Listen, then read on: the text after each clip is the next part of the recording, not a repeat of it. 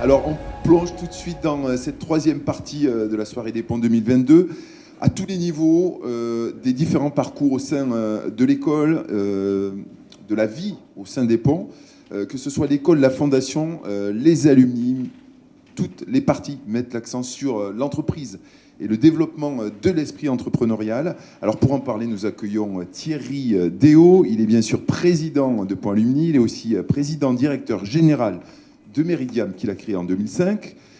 Pour rappel, Meridiam, c'est une société, un fonds d'investissement spécialisé dans le développement, le financement et la gestion de projets d'infrastructures à long terme et durables. C'est une société implantée dans de nombreux pays. Bonsoir Thierry Déo. Une question, comment se manifeste le volet entrepreneurial au sein de la communauté des ponts? La parole est à vous. Bonsoir. Alors, on en a déjà quand même un peu beaucoup parlé, donc je vais citer deux, trois initiatives pour rappeler. D'abord, c'est une communauté qui fonctionne sur les trois sommets du triangle. Puis comme elle est très efficace, je pourrais même parler de Trinité. On peut aller jusque-là. Mais en tout cas, pour rappeler, d'abord pour Alumni, on avait lancé, et il y a là... il est où Olivier Dupont? Sans lunettes, c'est loin, difficile au loin. Tiens, celui qui avait lancé l'initiative de Station F, donc pour accueillir de jeunes alumni qui voulaient monter leur start-up en les accompagnant avec le programme Station F, qui a été accompagné par la Fondation. Et aujourd'hui, on est en train de discuter de la création d'une bourse d'accompagnement par la Fondation. On a aussi un groupe start-up qui est animé par Raphaël de Toury, qui cherche son successeur, me dit-on, donc pour ceux qui sont disponibles. Et puis le dernier Club des ponts du 14 avril, c'était les Startup Success Story. Donc la communauté essaie vraiment de mettre en valeur cette capacité d'entrepreneuriat. L'école et la fondation, évidemment, le prix de l'encouragement à l'entrepreneuriat qui est élargi à l'ensemble des élèves du cursus d'ingénieur. Et pour ça, c'est quelques exemples, mais je crois que c'est un sujet qui tient à cœur vraiment aux trois sommets du triptyque et à la Trinité. Et je vais tout de suite plutôt laisser des experts en parler. Très bien, c'est rapide et bref. Justement, quand on parle d'esprit... C'est parce que j'essaie de récupérer les 10 minutes qu'on a perdues. Le cocktail, c'est patiente. Pour entreprendre, l'aspect financier est essentiel, vous le savez tous. Alors, pour ce faire, il y a de grands donateurs. Et pour eux, donner, c'est ce qu'on m'a dit en préparant cette soirée. Pour eux, c'est vraiment l'expression d'une conviction, d'un investissement tourné vers l'avenir. Donner, c'est aussi construire un projet personnalisé avec la Fondation. Olivier Huby est grand donateur de la Fondation depuis 2015. Il est aussi le fondateur de MFEX, acteur majeur dans la distribution de fonds d'investissement. On va l'accueillir à nos côtés. Il va nous parler de son investissement en tant que grand donateur. Allez-y, joignez-vous à nous, pardon. Vous préférez le pupitre ou... Je vais Très bien. quelques notes. On vous laisse expliquer pourquoi cet engagement, vous financez notamment le prix d'encouragement en entrepreneuriat. Merci beaucoup. Je remercie la Fondation et l'école de votre invitation ce soir. Et je vais vous parler un peu d'entrepreneuriat, puis on va un peu ensuite aller vers le sujet. Alors, à titre présentation, je me présente très très brièvement. Olivier Huby, promo 80, donc c'était il y a vraiment très très très longtemps. Je pense pas avoir laissé de souvenir impérissable au niveau de ma scolarité. En fait, moi, je voulais faire la finance. Et on avait demandé à l'école de faire des cours de finance. On a eu comptabilité publique. C'était pas ça. Après... Ça a changé. Oui, ça a changé, voilà. On verra ça tout à l'heure. Alors après, je suis allé au MIT. J'ai fait la finance là-bas. Je suis tombé sur un cours d'un professeur, dont je vais donner le nom tout de suite, qui regardait un petit peu le rendement des actifs financiers, mais ajusté du risque. Il s'appelait William Sharpe. Il a fait un ratio de Sharpe pour ceux qui font la finance. Puis il a le prix Nobel d'économie en 1990. Il a créé une entreprise, d'ailleurs, qu'il a revendue pour 3 milliards de dollars il y a 5 ans. Enfin, comme ça, c'est un peu le modèle américain. Après, à l'époque, il fallait faire son service militaire, donc on m'a appelé à l'ambassade de France à Prague, puis ensuite à Moscou. Alors c'était Moscou sous Leonid Brejnev.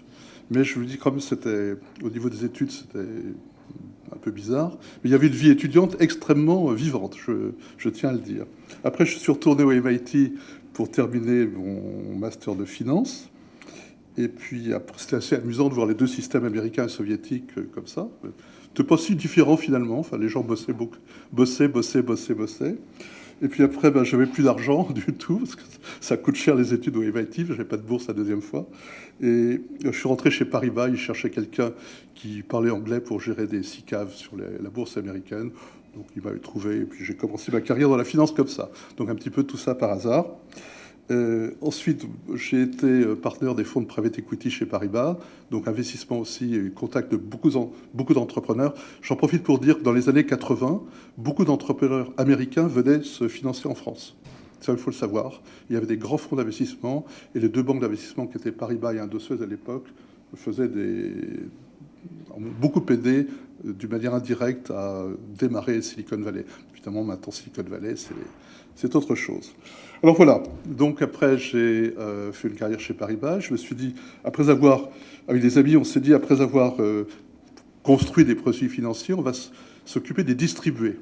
Et la chance que j'ai eue, c'est que Paribas n'avait pas de réseau de distribution, n'avait pas d'agence. Donc on fabriquait des produits, mais on ne savait pas les distribuer. Donc on s'est posé la question de savoir comment est-ce qu'on peut, maintenant qu'on a des bons produits, pouvoir donner accès à tout le monde. Donc en 2002, en fait, j'ai créé une société avec un camarade, suédo-brésilien, qui est une infrastructure de marché qui permet la distribution de produits financiers d'épargne. Donc des SICAV, des fonds communs de placement, des choses que vous êtes toutes et tous à voir sur vos comptes d'assurance vie et vos comptes bancaires.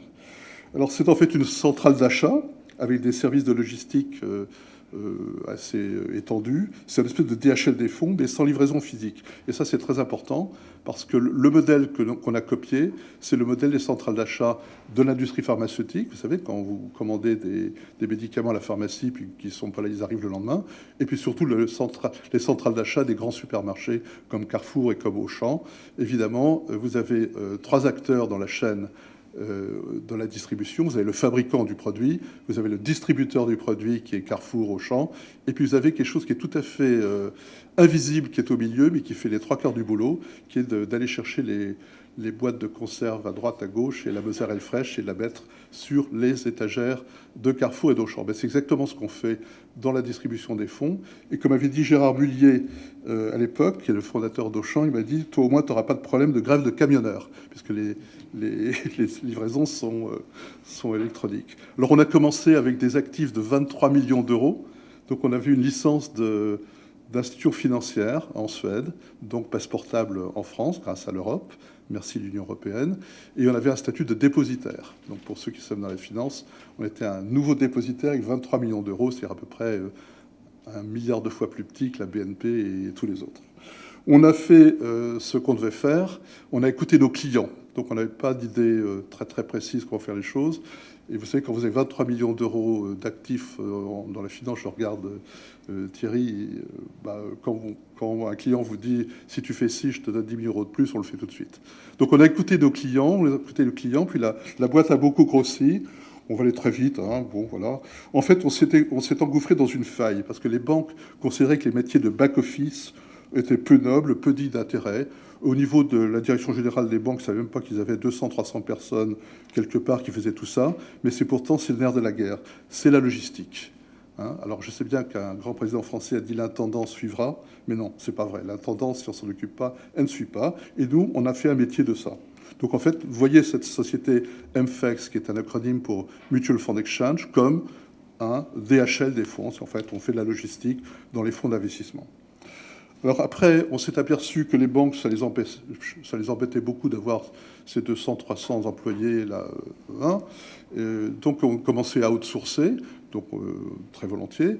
Et puis il s'est passé des choses assez amusantes. À un moment, ils sont venus nous voir en disant, finalement, au lieu d'outsourcer, est-ce que tu peux en gros nous racheter le truc? Donc on a racheté successivement les divisions de fonds des caisses d'épargne espagnoles, de la BPCE, donc les banques populaires et les caisses d'épargne, ensuite la Royal Bank of Canada à Londres et à Luxembourg, et enfin la Société Générale à Luxembourg et à Paris. Et finalement, après 15 ans d'efforts, on avait des actifs de 347 milliards d'euros. Donc ça avait quand même beaucoup grossi, oui. Et on était actifs dans 52 pays. Tout ça sans avoir jamais fait le moindre business plan, hein. Vraiment en écoutant les clients. Alors pour dire ce que c'est que 350 milliards d'euros, moi je ne suis pas très fort en économie, c'est le PIB d'un pays comme Singapour, le Danemark ou le Pakistan. C'est 2 fois le PIB de la Hongrie, 3 fois le PIB du Maroc et 4 fois celui de l'Éthiopie. Donc on parle d'actifs tout à fait considérables.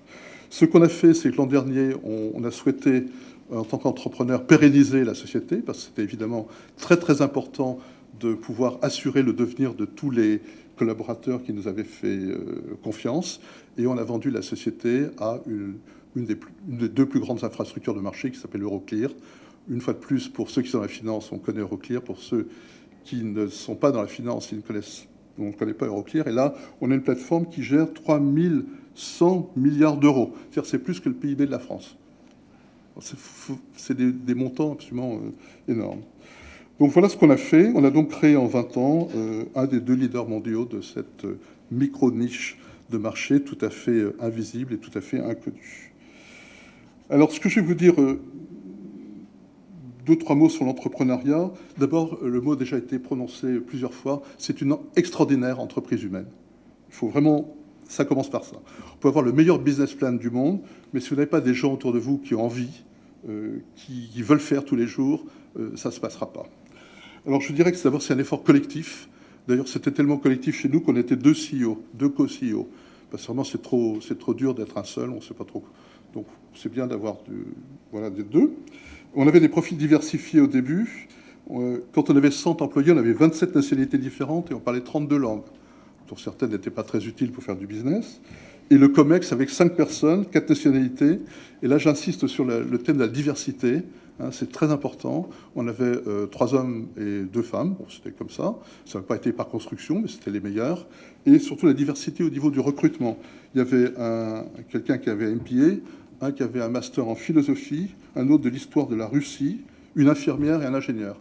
Et tout le monde s'est très très bien entendu et chacun contribuait à ce qu'il faisait le mieux de manière tout à fait naturelle et sans aucune compétition entre nous. Le deuxième point que je voulais dire, c'est que l'entrepreneuriat, quand vous créez une entreprise, c'est un effort dans la durée. C'est un marathon avec des sprints quotidiens. Alors il faut durer, donc il faut se ménager. C'est pour ça que c'est bien d'être 2 et toute une équipe. Troisième chose que je veux vous dire, c'est les qualités peut-être, enfin c'est facile après, hein, quand on l'a fait, de se dire, c'est la curiosité, c'est une envie de faire, c'est une grande capacité de travail, c'est beaucoup d'ambition, c'est une énorme humilité, et aussi l'humilité, elle est renforcée quand on voit les témoignages des élèves qu'on a vus auparavant. C'est une capacité à accepter les échecs, et puis surtout à ne rien prendre de manière personnelle. Une toute petite anecdote, j'avais été convoqué, je dis bien convoqué, par le directeur général d'une grande banque française en 2006, il voulait voir ce qu'on faisait.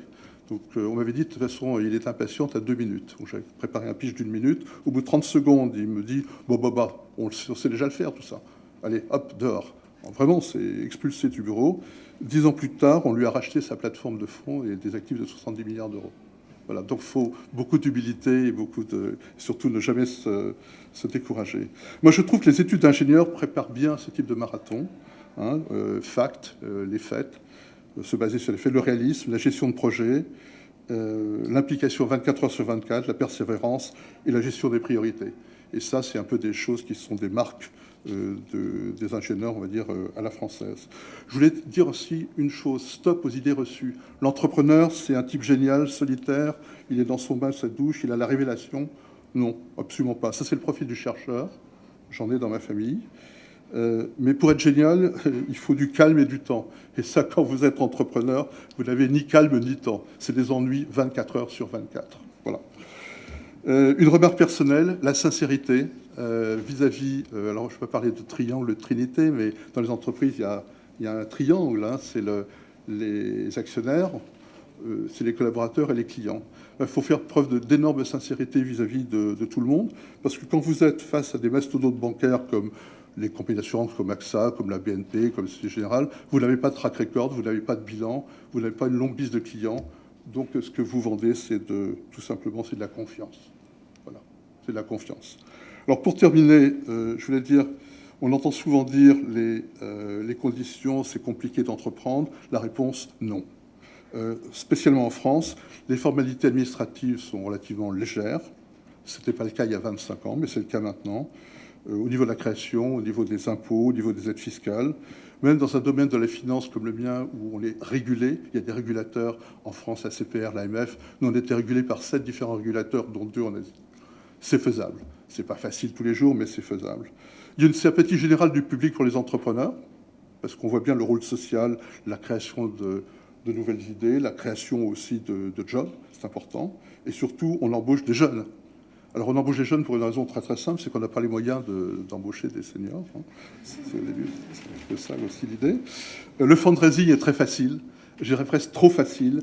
Il y a des tombeaux d'argent qui sont disponibles dans les fonds de private equity, qui ne savent pas quoi faire.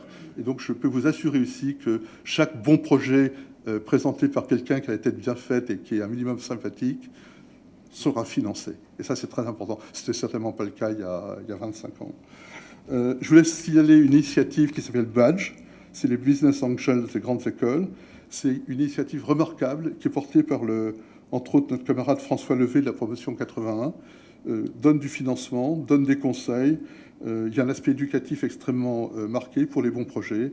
Et c'est une association qui est réunie tous les mois et qui sélectionne 2 à 3 projets qui sont financés ou par les membres individuels de Badge, ou par une SICAV qui a été créée de manière à fédérer les investissements.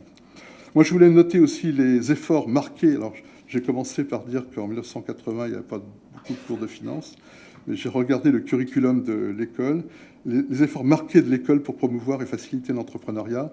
Alors, je ne vais pas me substituer à Madame Hougard, mais il faudra peut-être compléter, mais il y a des cours spécifiques, il y a le statut jeune entrepreneur étudiant.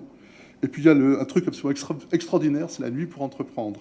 Alors la nuit pour entreprendre, ça je vais vraiment en parler pendant 30 secondes.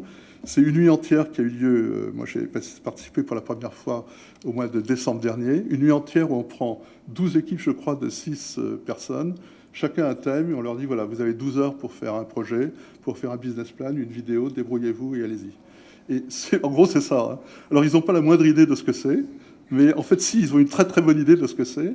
Ils n'ont pas les méthodes, mais ils les acquièrent à une vitesse exceptionnellement rapide. Et ça donne des résultats, mais incroyables.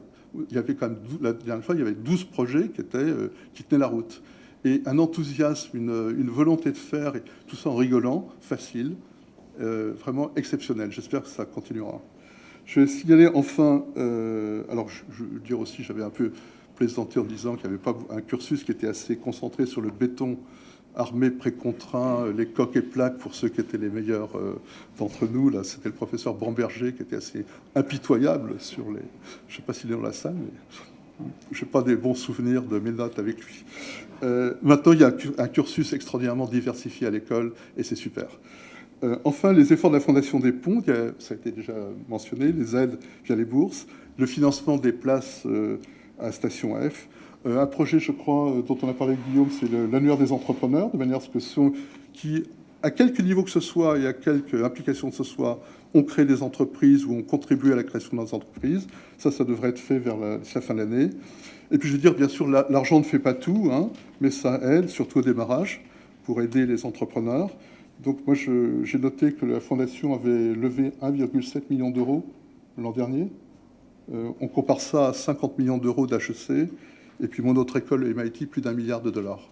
Donc il y a encore des progrès à faire et je vous invite toutes et tous à contribuer. Voilà, merci et à très bientôt. Merci. Il y a donc les grands donateurs et il y a aussi les destinateurs, ceux qui reçoivent la passe pour transformer l'essai, à l'image d'Eliott Jabès qui a reçu le prix d'encouragement 2017. Et l'histoire est belle. En 2018, avec Oscar Walter, il a créé Stockly, une plateforme de mutualisation des stocks. L'objectif, c'était éviter ainsi les pertes financières et la rupture de stock pour les grands distributeurs. Depuis les premières levées de fonds, le chiffre d'affaires est multiplié par 3, par 4 chaque année. Aujourd'hui, Stockly, c'est aussi une équipe de 50 collaborateurs qui s'appuie sur 300 retailers partenaires partout en Europe. Eliott va nous rejoindre. Il est là. Eliott Jabès. On l'applaudit. Parce qu'on a envie de savoir comment et pourquoi ce prix reçu en 2017 vous a aidé. On vous laisse nous raconter. Ouais. Bonsoir. On m'entend bien là, ça va? Oui, vous pouvez vous approcher ou vous pouvez même prendre un micro-main si vous le préférez. Tout le monde m'entend bien là? Parce que tout le monde est un peu penché, je me dis que c'est peut-être encore plus... merci de m'accueillir et merci de m'avoir invité ce soir. Moi je suis promo de 2017, je suis sorti des ponts du coup il y a 5 ans maintenant. J'ai lancé Stockly tout de suite après, avec Oscar, mon co-founder que j'avais rencontré en prépa, qui lui est un savant parce qu'il a fait le NSULM, donc il ne fait pas partie de notre cours de base ingénieur. Et voilà, en fait, tout de suite au lancement, on avait été très vite soutenu par la Fondation des Ponts, puisqu'il y avait il y avait un prix d'encouragement qui avait été... je ne sais pas s'il existait depuis longtemps, j'avais l'impression que c'était... Je n'ai pas la mémoire de ce prix, je me tourne vers Guillaume. Ouais. 2014, Depuis 2014, il existe. Ouais, c'est ça, j'avais l'impression que c'était assez nouveau en tout cas. C'était une des premières fournées en tout cas. Magnifique. Voilà, j'étais très honoré de recevoir ce prix. En fait, on avait obtenu avec Oscar ce prix de 5 000 € pour lancer l'activité au tout début.